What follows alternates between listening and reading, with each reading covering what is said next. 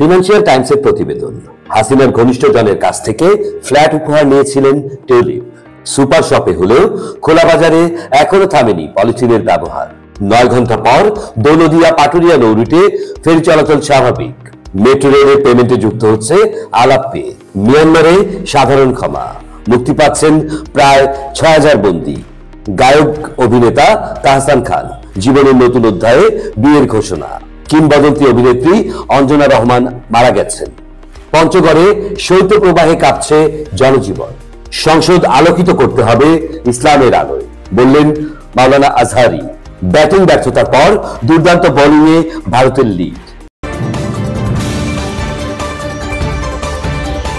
দৈনিক বার্তা, স্বাধীনতার পক্ষের দৈনিক।